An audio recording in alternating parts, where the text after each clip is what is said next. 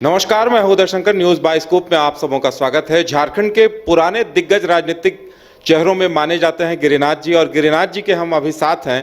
उनसे बातचीत करेंगे और जानेंगे। गिरिनाथ जी, कई सवाल अभी सियासी फिजा में तैर रहे हैं आपके अगले कदम को लेकर। क्या होगा आपका अगला कदम? जहाँ तक आपने कहा, और मैं भी आपको स्पष्ट बताना चाहूँगा कि झारखंड राज्य बनने के बाद और राज्य बनने से पहले का जो सपना हम लोगों ने देखा था, सोचा था और प्रयास किया था, लेकिन ठीक उसके विपरीत राजनीतिक दलों का आचरण परिलक्षित होना प्रारंभ हो गया था शुरू से ही। आज जिन लोग भ्रष्टाचार के बारे में दुहाई देते चल रहे हैं घूम घूम करके, और जयप्रकाश बनने का भी लोग प्रयास कर रहे हैं, लेकिन मैं उन्हें भी स्मरण और याद दिलाना चाहूँगा कि जब आप राज सत्ता में, आपके हाथ में बागडोर थी, तो उस समय के कार्यकाल को भी जरूर स्मरण करना चाहिए। राजनीतिक में आज जयप्रकाश जी क्यों प्रासंगिक हैं? इंदिरा जी नहीं रही, बांग्लादेश, पूर्वी पाकिस्तान, पश्चिमी पाकिस्तान की जब युद्ध हुई तो माननीय अटल बिहारी वाजपेयी जी ने कहा था, सदन के अंदर कहा था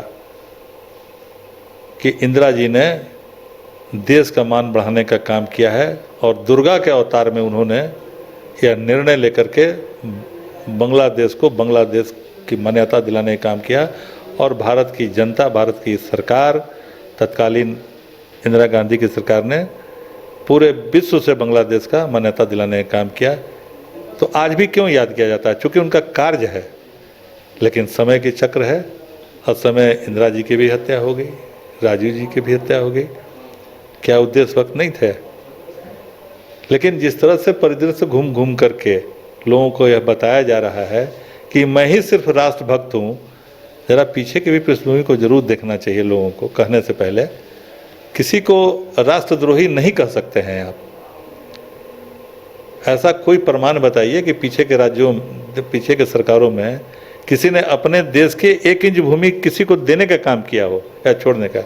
मजबूरी में 62 में जो हुई थी स्थिति, चूँकि हम उस समय काफ़ी कमज़ोर थे, और वैसे समय में चीन ने जो हमारे पीठ में छुरा भोंकने का काम किया था, उसमें ज़रूर निश्चित रूप से हम लोगों को, देशवासियों को परेशानी हुई थी। हम लोग भी होश हवास से समझे थे, और हिंदी चीनी भाई भाई का नारा लगा करके विश्वासघात करने का काम किया।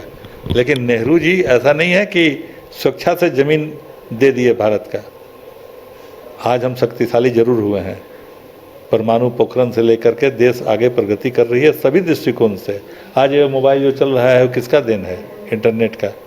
आज मोबाइल से पूरा विश्व से हम जुड़ गए हैं, हर स्तर पर हमारा मान सम्मान बढ़ा है। लेकिन यह आज़ादी के बाद से ही निरंतर हुआ है, ऐसा नहीं कि कोई मिरेकल हो गया है।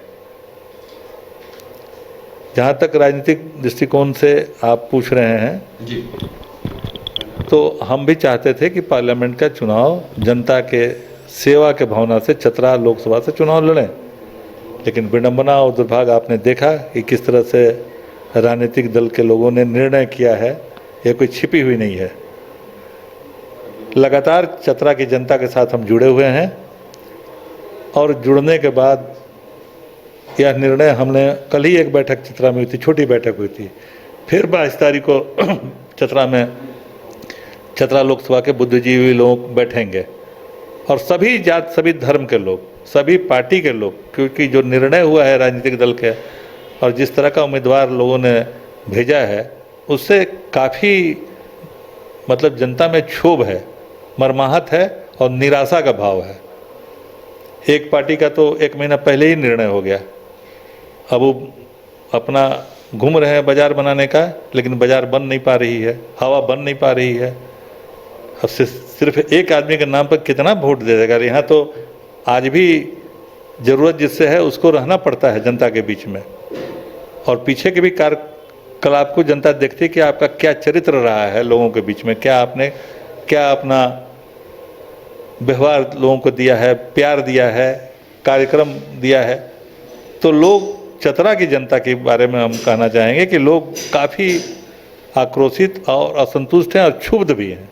गिरिराज जी, आप पहले आरजेडी में लंबे वक्त तक रहे, उसके बाद बीजेपी में आए और अब फिर आपने घर वापसी कर ली है और आपके समर्थक अभी भी बाहर कई समर्थक बैठे हुए हैं जो इस बात का इंतजार कर रहे हैं कि आप क्या घोषणा करेंगे इसको लेकर।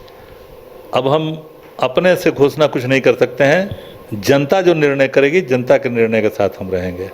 तो यानी जनता अगर चाहेगी तो एक दोस्ताना मुकाबला वहां देखने को मिल सकता है, क्योंकि कांग्रेस ने तो प्रत्याशी दे दिया है। अभी कहना अग्रिम होगा, अब थोड़ा सा देखिए आगे आगे क्या होता है, 22 को फिर बताएंगे आपको हम। धन्यवाद। यानी 22 को एक महत्वपूर्ण बैठक होने वाली है, इनका कहना है, और इनके उस बैठक में जो निर्णय होगा उसी पे वे अमल करेंगे। बैठक में अगर निर्णय होता है तो ये चुनाव मैदान में होंगे। गिरिनाथ जी, हमसे बातचीत करने के लिए बहुत बहुत धन्यवाद। फिलहाल हमारे साथ इतना ही, हमें दीजिए इजाजत और आप देखते रहिए न्यूज़ 22 को। नमस्कार।